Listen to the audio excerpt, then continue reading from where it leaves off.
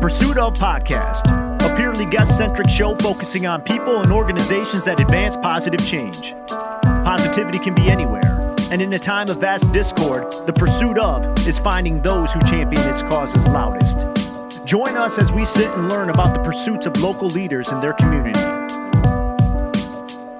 Let's go. Hello, good people, and welcome to the Pursuit of Podcast, where it's truly not us, it's you. I'm Ryan Buck, Artist Development, New Leonard Media. With me, as always, is the boss, Mark Wilson, President, New Leonard Media. How are you? Hey, Ryan, how you been? I've been good. It's been a little while. Yeah, I just got back from vacation. Okay, that's enough of that for sure. Our guest today is Erin Anderson-Whiting, co-founder and former executive director and current board member, Parallel 45 Theater, and chief philanthropy officer, Impact 100 Global. Welcome, Erin. How are you? Hi, I'm doing great. Thank you so much for being with us. I'm thrilled to be here. It's not like I get asked for interviews all the time. This is an exciting moment. But this is your fifth Zoom interaction of the day. It is. We now just live in a little box on the laptop screen, and that's where our lives happen. And then you look away from that screen and you almost don't know what to do with yourself. Like, I can't see myself at all times in an even tinier box. So you've had a long-standing tie to the arts and this area, starting with your time at Interlochen, as we talked about, where you pursued creative writing. Did this particular artistic pursuit come naturally to you, or were you nudged in this direction some way? Writing was natural. That's what I always did. I was writing little short stories in elementary school. I love to read. I love to write. I had always done it. And even though I grew up here, I didn't really know about Interlochen or what it offered. I knew it a little as like a music camp in the summer, but I really knew nothing about the Arts Academy. And I was a student at Elk Rapids Public Schools. And it was actually, I have my best friend to thank for it, because she made the decision that she was going to apply to Interlochen. And I, of course, like any good, codependent, peer pressured, 14-year-old said, well, my best friend is going, I want to do it too. So I also applied in a very different time when Interlochen, you could board there and get a couple of scholarships, and, regular people could kind of do that. Sure. And so it was the 90s, a simpler time. What years were you there? Did you go to the summer camp? I actually never did. I never went to camp because in the 90s, camp did not have a writing program. You could only do that at the high school, at the academy. They do now, but they didn't then. So I started high school there in 93 to 96. Oh, man. I was there too. Glory days. I was there in 94 and 95.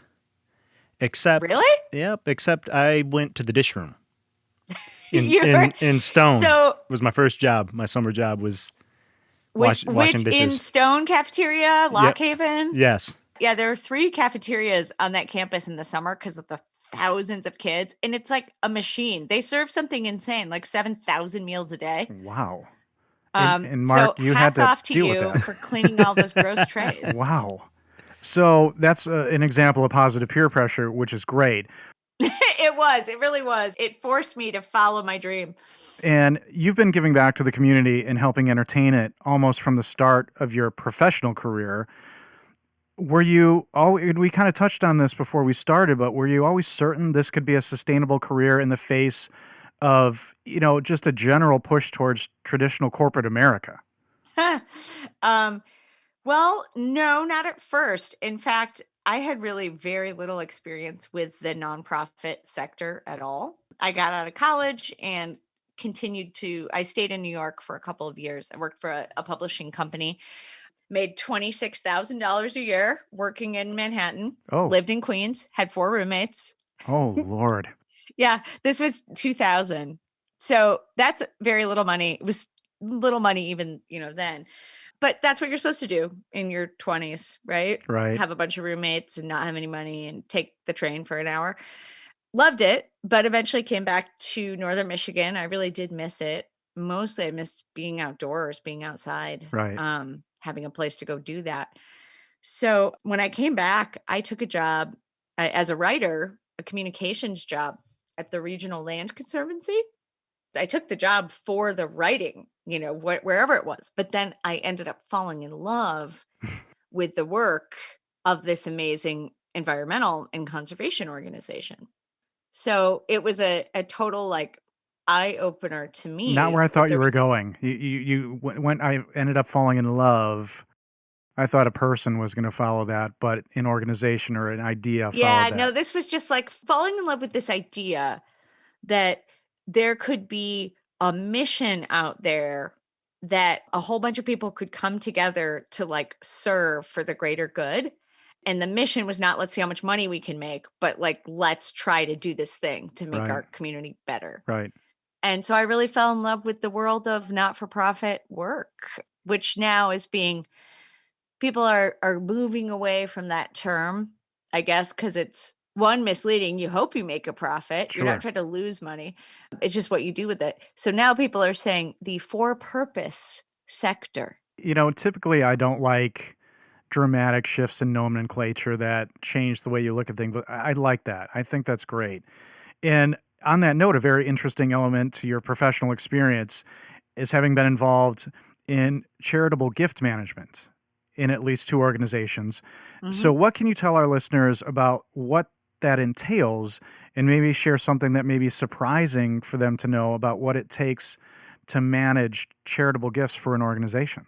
This is a job that I had no idea existed at all until I started at the Regional Land Conservancy. I did not know that people made a living asking other people for money that weren't selling something, to be clear. Sure. I had no idea this was a career path. And I just happened to be there at a time when they were starting a capital campaign, this really incredible campaign to save over 6,000 acres of like amazing land down in Benzie and Manistee counties. And they needed more people. And they said, are you interested in this work? And if you are, we'll train you. And that was sort of the beginning of my career in philanthropy. Because then I went on from there to Interlochen. I went back to my alma mater and worked in the fundraising department there as well. And then, of course, that's what I did at Parallel 45 Theater too. As the ED of a small nonprofit, you end up fundraising. Right. You can't help yourself.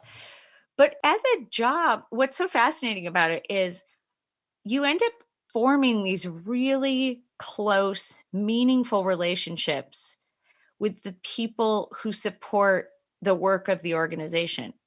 Because when you're working in philanthropy, you're talking to people about two of really the most sensitive subjects there are: their money and their deepest values. What is worth it? I mean, it has to be a pretty deep value for somebody to give money away, nothing in return other than, you could argue, a tax deduction. But you're talking to people about really intimate things. Right. So you end up forming these really close relationships. And the beauty of it is you're dealing with really generous people. You're talking to people who believe they have more than they need and would like to give it away But and you give it have back. to find those people. They're not just probably finding you. No, occasionally you get the dream, which is like somebody, who actually reaches out to you and says they would like to make a gift. But no, you have to do the work. You have to find the people that are passionate about your mission and have the resources to give. And you have to thread that needle of how them making a gift is going to help transform something that needs changing Right. or needs safeguarding. Right. And you handle, and this isn't just locally. I think it's important for listeners to know that you need to solicit from all over the country, maybe even all over the world, or not necessarily. No, that's true. At the Conservancy, certainly it was national, in large part because we're such a seasonal region. So many people that want to protect this place don't live here year round. Right. So you have to go to where they are. Interlochen is an international organization. Absolutely. My work there was all on the west coast of the US. We were broken up regionally. So Right. it was like the best. It was the very best of territories. I mean, from September to May, so never in summer, I was gone about 10 days every 5 weeks to San Diego, LA, San Francisco, Portland, and Yeah. Seattle. Wow. Oh, and once a year, Hawaii. It was really great. So you may ask, why would one leave such a large, well-resourced nonprofit with such a great territory? Why would one ever leave that job? Well, because who wants to do that? That's so relatively simple and straightforward and easy when they could try to convince their local community that what they really need is a professional, somewhat avant-garde theater. Right. Does that sound easier? Well, and that's funny because Parallel 45 has been operating since 2010, Yeah. and you've drawn in performers from all over the world. Is it difficult to create and sustain a thriving theater and music experience and organization in an area like ours that, quite frankly, isn't totally known for the arts and is maybe known more for, let's say, why November 15th is important? That's my Right. birthday, by the way. So Oh. that's, Aside from Mark's birthday, the other thing, but is it hard, to try to proliferate that in an area that's maybe not outside known for the arts? Yes and no. What is difficult is when you don't already have like multiple professional arts organizations, and we do have quite a few really great ones, but when you're not Chicago, let's say, Sure. there's like 30 professional theater companies. There's sort of already like a culture and an industry just in that city. When you don't have that, your first step is just explaining to people what it is you're trying to do and why they should care and why they should come. Just like, well, we've been fine without this so far. Why do we need Right. it now? Yeah. So that's the challenge, is sort of convincing people it's worth a try to buy a ticket. The flip side of it really is that, one, there's not a ton of competition. That's a good point. So that makes it slightly easier. But also, we live in an incredible place. And it turns out that inviting people to come to Northern Michigan for a gig is, once they've been here and seen it, they always want to come back. Right. So the place kind of sells itself, yeah. because they could like go to Sandusky, Ohio. No offense to Sandusky, Ohio, or they could come to Traverse City for 2 months in the summer. Right. Well, and thinking about what you do and what you've done currently, is it hard to turn it off, the fundraising? Can you be in a social situation and just kind of not do it? Does your brain work that way? I can tape my mouth shut and not ask someone for money, but my brain is always working in the sense of, what are the connections here that we might be able to make that are going to help everyone? Like, I'm always trying to think of something that's mutually beneficial too. You don't get very far if after a while people start thinking of you as just a taker, Yeah. Right. Yeah. like, oh, she's always asking for something, and she's always wants favors, or she always wants money or something. So my brain is always kind of like trying to figure out, like, what do we have to offer that might be able to help them, in exchange, and how can we leverage our two strengths to like be that rising tide that lifts all the boats. But it's hard to turn it off. Don't get me wrong. As soon as somebody says they went to see a play or something in New York or Chicago, I'm like, oh, they like theater, and you can't help yourself. Right. But if you're naturally a leader, you're going to always be looking for connections where people might not see things connecting in that way, and how it might benefit someone other than yourself and take yourself even out of it. Yeah, that's right. Oftentimes I'll find a way to connect to people. It's not going to turn anything really around for Parallel 45 or wherever I'm working, but it's just, I know these two people are going to be able to help each other with something they're working on, or are going to have a lot in common, a lot of interests. And you just connect dots where you can and connect people. And then it's really fun to see what happens. That's incredible. So the artist communities were hit very hard by the pandemic, but many venues, musicians, comedians, artists, magicians were able to pivot using technology. Did you do the same? And how in general do you feel as an artist and an artist supporter? How do you feel about sharing live entertainment online? We really struggled with this at Parallel 45 because theater is not film. Sure. I mean, there's a reason people go and sit in a room or sit under a tent to watch something live, like to look not only performers in the eye, because you can maybe say you could look somebody in the eye on, your TV, but to also look at other audience, right? To like share a moment in time with another audience member.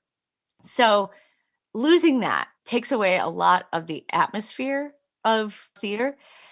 So when we thought about what we might want to do in the virtual realm, we wanted to be really intentional about it. And a lot of theaters have done amazing things. I mean, Steppenwolf's had an incredible program all through the pandemic. To do it well, it does take a surprising amount of technology Yeah, a lot of cameras. because if you just have one camera and maybe some not great mics, it's incredibly boring. I don't care how good the actors are or how good the material is. Like a dad filming a high school play Yeah. on his Yeah, camcorder. it just looks amateur hour no matter what you do. So you have to sort of have the ability, the technology, everything to make that work, which, in the National Theater, they've opened up their archives, and that's great. We're too small to have that. So we didn't want to do it just for the sake of doing it and have it not play to our strengths. So we did a very small summer season last year of new work that was made for the online platform, because we said we don't have the technology to take work that's supposed to be seen on stage and try to turn it into something. What we did is we worked with partners. The Traverse City Dance Project is an incredible organization locally. They actually kind of do what we do. They bring professional dancers from all over the world to Traverse City to perform.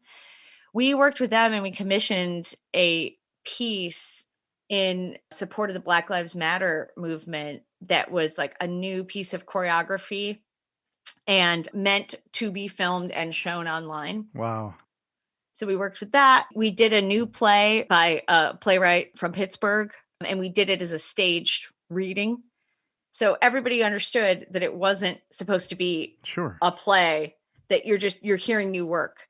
Then we took one of our very favorite shows that we had done, and it was last 2 falls ago, we did something called the Alphabet Experience, and we turned that into something we called Deja Zoom. And it was an interactive Zoom experience for the audience.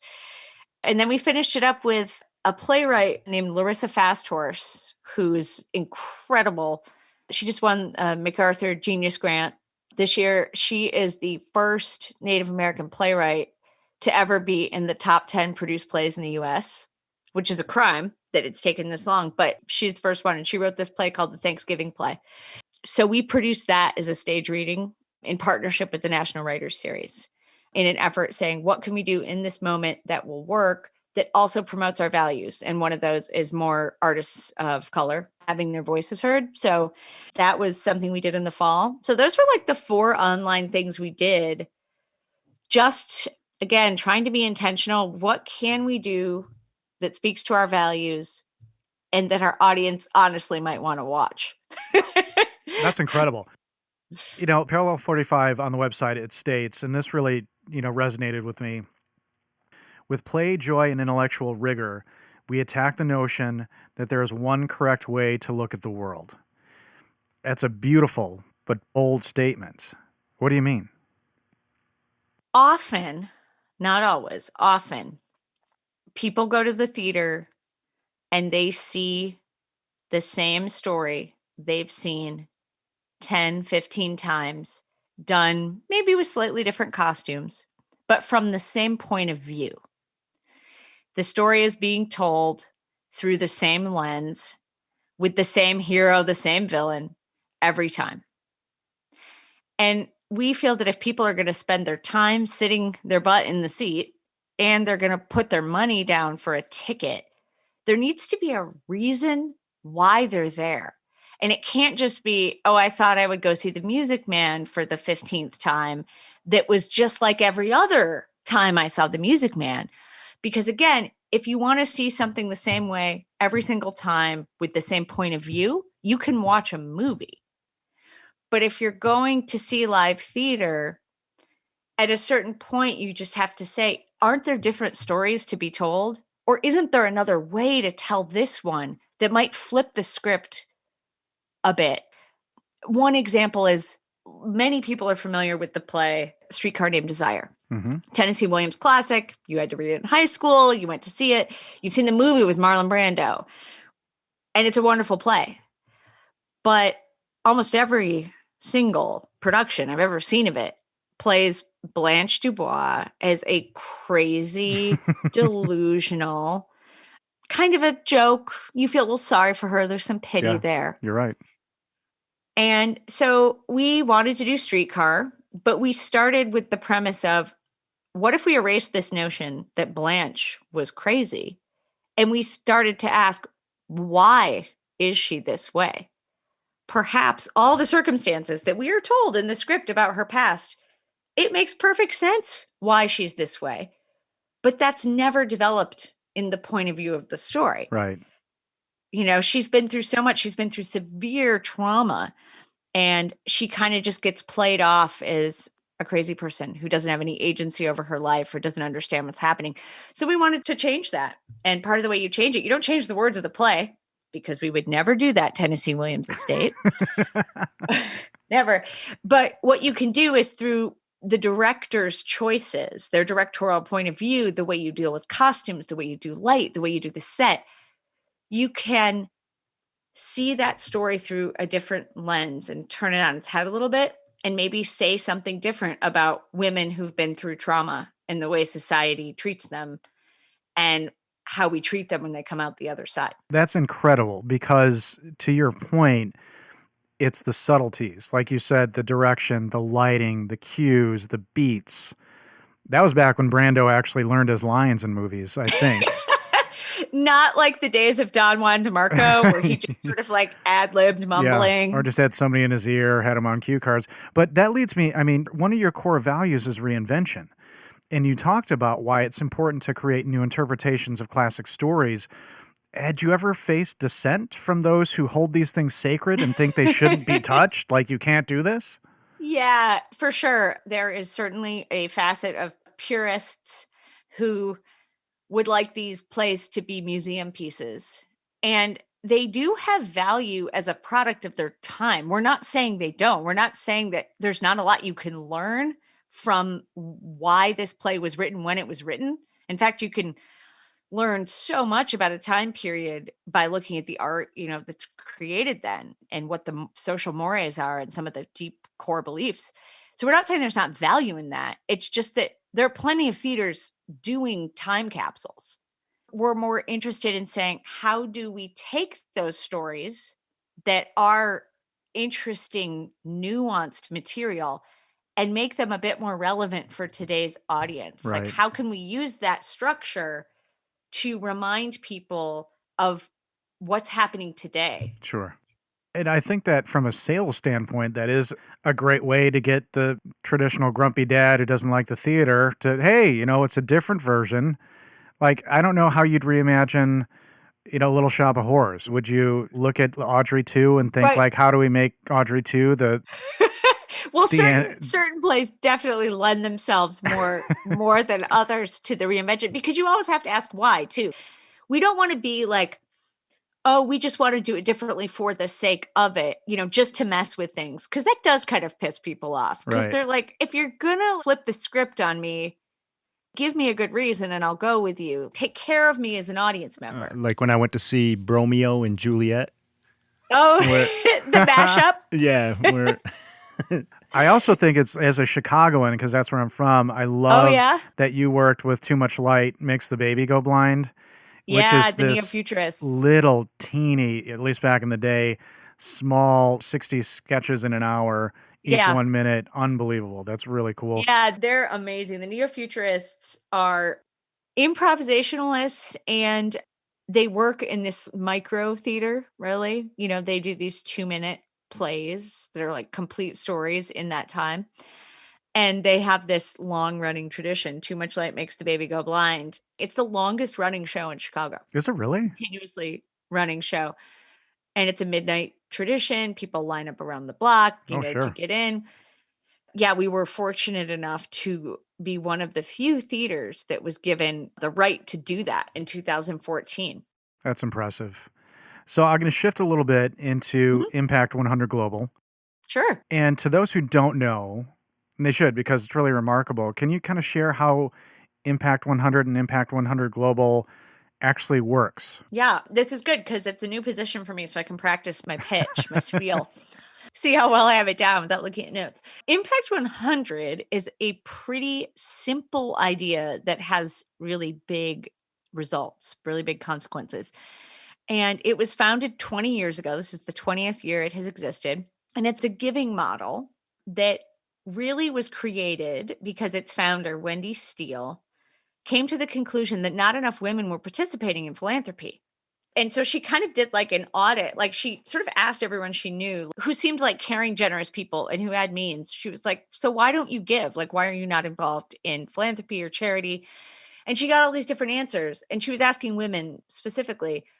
And the answers she got ranged from, I'm super busy with my family. I just don't have time. I can't like go to a club or a meeting or whatever. Other people just said, I don't know enough about it. I'm sort of feel intimidated or like I'll feel stupid. Everyone will know things more than me. I'm too busy with my career, whatever. So she wanted to create a model that basically any woman could participate in however deep a way she wanted to or not. So the idea is you get a minimum of 100 women. Each woman gives $1,000 gift. All those gifts are pooled so that you have a minimum of $100,000 to give away. Local nonprofits apply in 5 categories, and they're super broad so that basically any nonprofit would fit into one. It's like arts and culture, environment and recreation, education, family, health and wellness, right? Like takes care of it all. So nonprofits apply. Each category, there's a grant review process, like a foundation would review, and then you end up with the finalists. And at the annual meeting, every woman gets one vote. So everyone's vote is the same. Nobody gets more votes because they have more money. Everyone gets one vote. And the grants are given away to those who have the most support. If you have more than 100 women, like once you get to the next level of 100,000, you can give 2 grants away. Wow. You can give 3. So these chapters, the first one was in Cincinnati, but now there are Impact 100 chapters all over the country and several internationally. There's one in Traverse City. Traverse City broke the record for the most members at the start of a chapter of any city. Wow. I think it was 352, somewhere around there. Unbelievable. Which meant they could give away Wow. 300,000 and change, you just split it, grants their first year. Incredible. So yeah, they're all over the country. There are 7 chapters in Australia. There's one in New Zealand. There's one in London. And just this last year, even during COVID, 9 new chapters came online. So now there's 63. And there were 51 communities that reached out and said, we want to start our own chapter. So almost as many as already exist want to start one. So, and that's amongst the time where you think that would absolutely not be happening. You're seeing growth in a giving space. Exactly. I think it was a kind of a shock to everyone. And I think part of it was people really wanted to feel like they had some agency to do something good. Everyone felt super helpless and like, I'm just sitting at home, not being productive or doing anything. And all this terrible stuff is happening. So to give people a way to say, well, we're going to have to meet virtually and do these things virtually, but we can still do a lot of good. And there's so much need. Incredible. And people responded. So the global part, Impact 100 Global, is the nonprofit kind of umbrella that's over all the chapters worldwide. And we provide resources to all the chapters, training, website help, design. Getting these up and running takes a lot of work because each chapter needs to have their own board, all their own committees, their finance committee, their grant review. It's an incredible endeavor. Right. So Global provides support and resources and training.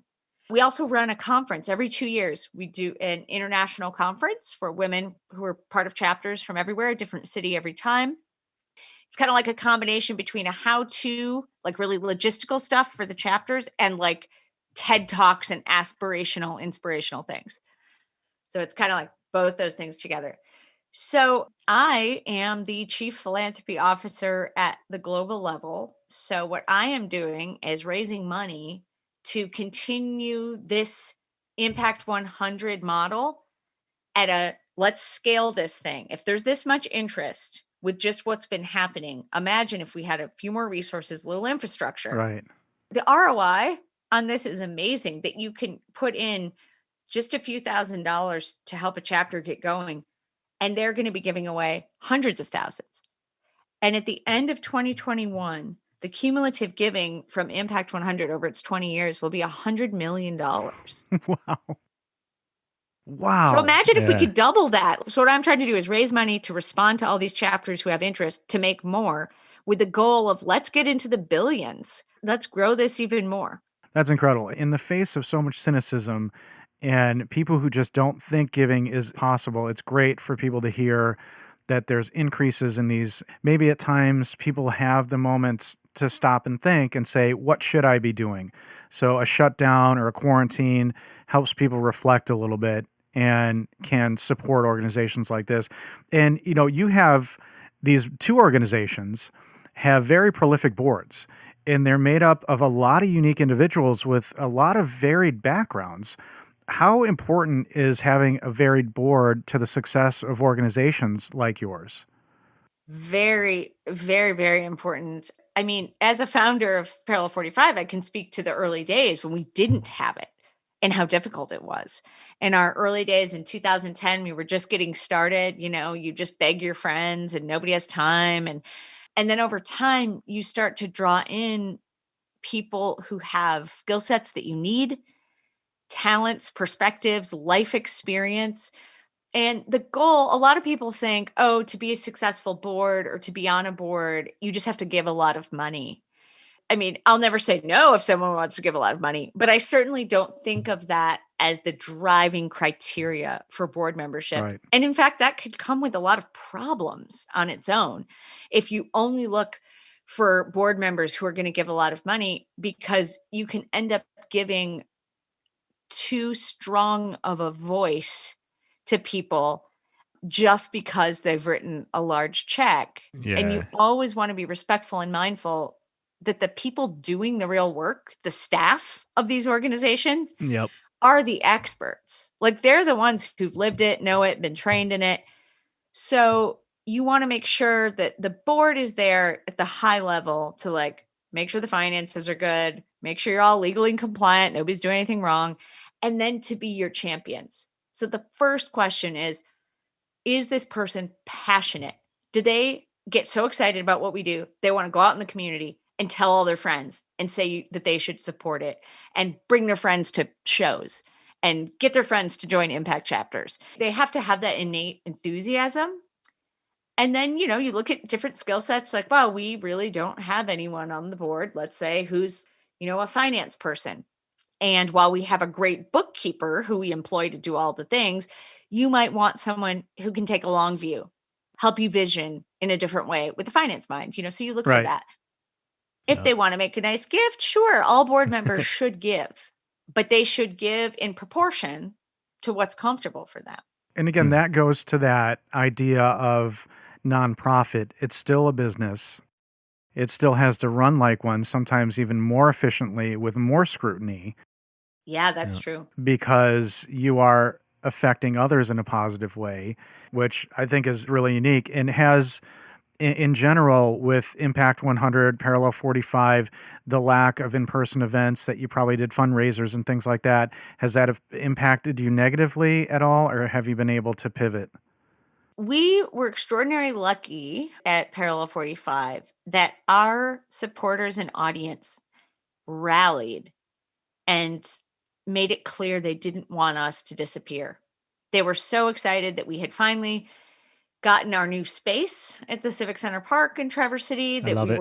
we had this festival model up and running. Like, they didn't want to see COVID take us down. And so people really stepped up in giving.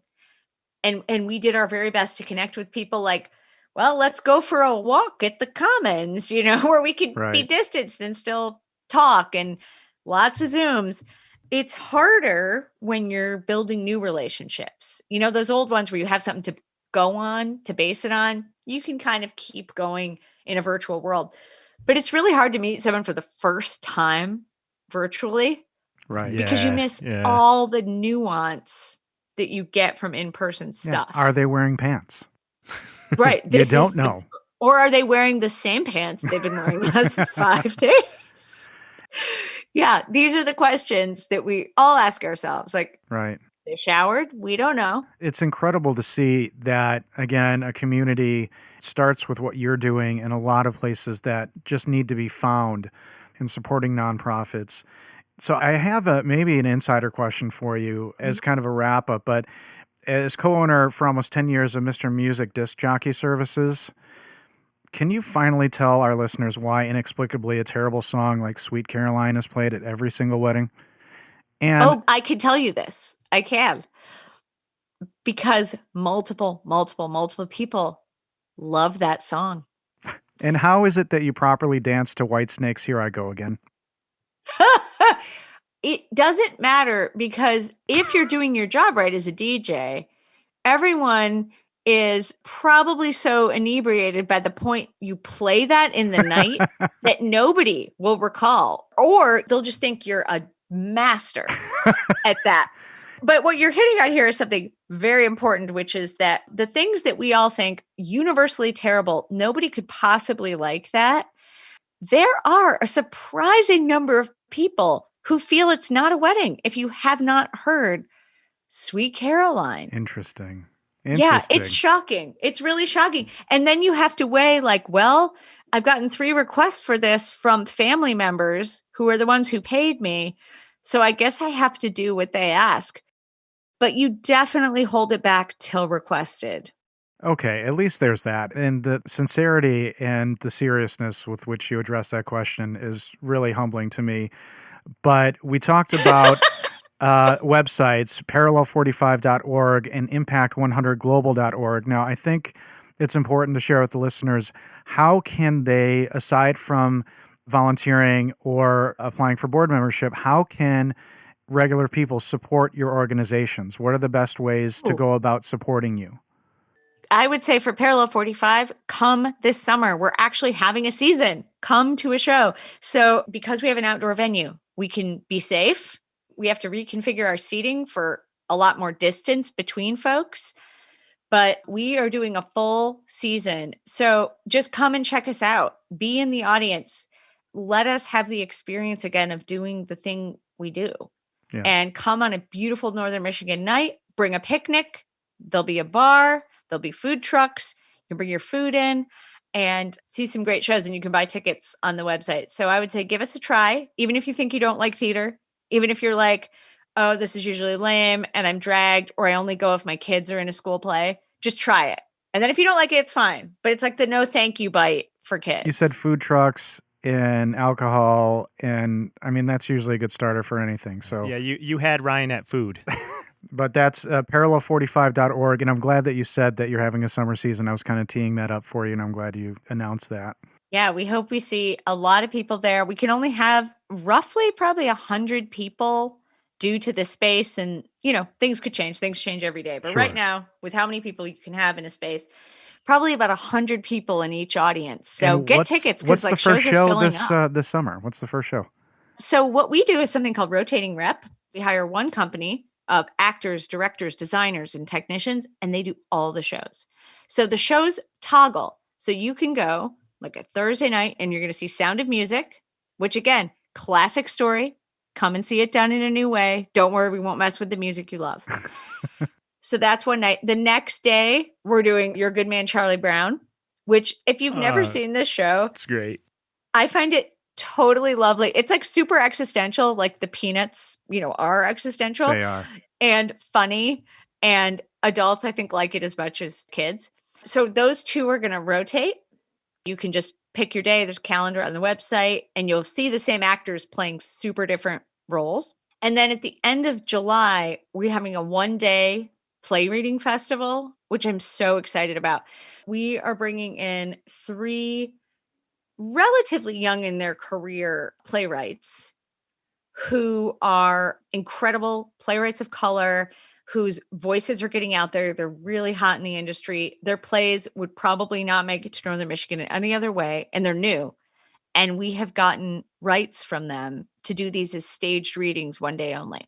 Wow. So July 31, you buy a pass. You can see all 3 in one day, or you can just see 1 or 2, and you're going to hear some work that's going to blow you away. And these playwrights will be known in like 5 years, and you'll be like, that play's on Broadway now, and I totally saw it in Traverse City. You were behind the velvet rope. You got insider info. And supporting impact100global.org. And supporting Impact 100, I would say wherever you live, see if you have an Impact chapter. And they're always doing a million events. You don't have to commit. Just go to an event. Right now, they're, of course, virtual. But just learn more about it. Ask questions. Meet the people. See if you like what you see. And think about joining. And I would say you will probably be shocked at the diversity of people in these chapters. It's not just like, oh, well, I can't join that because I'm not a rich old woman who wears pearls. Don't worry. The spelling there bits. are people like you in the chapter, and it's that diversity that makes it fun. You meet all kinds of people, and they have one thing in common. They want their community to be better. They're like, I have a little more than I need, so I would like to give it back. Incredible. Hey, Ryan, did I ever tell you how I met Erin? Erin, do you remember? Was it at Golden Fowler? Yeah, so my gym had a silly challenge, as gyms do. And part of it, I had to find a stranger and challenge them to a wall sit. I don't know if you know what that's like, but it's you basically like sit down on nothing, but with your back against the wall. Yeah. Until Sounds strenuous. until your thighs are on fire. Okay. And Child and Family Services has a fundraising party at Golden Fowler's, is a furniture store here in Traverse City. It's an awesome party. If you can imagine, everywhere you turn is another living room. It's a very cool event. They call it the Celebrity Dream Room. Yep. Yeah. Your sister-in-law was actually doing one, who is a friend of mine. And so I went around looking for somebody, and somebody brought Erin to me. And she was brave enough. It was probably Crystal. She'll do a wall sit with a stranger. And I probably couldn't do it now because, a year of COVID, I've been afraid to go to the gym. Yeah. I don't think I could withstand. I'd last about 5 seconds. Oh, you were a trooper. We had a long conversation sitting there like that. While we were sitting, it was distracting me for the fact that I was about to collapse. It's impressive. My thighs are burning. Currently listening to the harrowing tale. That's a really good how we met story. It really is. That's one of the better. A wall sit challenge. Well, Erin, this has been awesome. Thank you so much for your pursuits, and to all those who pursue along with you, sharing art and entertainment with the community and helping nonprofits in need. And to our listeners, thank you all for listening and for pursuing the positive. Thank you so much, Erin. Thank you so much for having me. And there you have it. Our Zoom conversation with Erin Anderson-Whiting from Impact 100 and Parallel 45. For more information, parallel45.org. Summer 2021 season tickets on sale. The season lasts July 8th through August 1st. See The Sound of Music, You're a Good Man, Charlie Brown, the P45 play reading series, and Ugly, a new pop musical. We also want to give a shout out to our supporters, the Tin Lid Hat Company. That's tinlidco.com. Use promo code THEPURSUITOF for a 40% discount to our listeners. And for other production and podcasting inquiries, check us out at newleonard.com.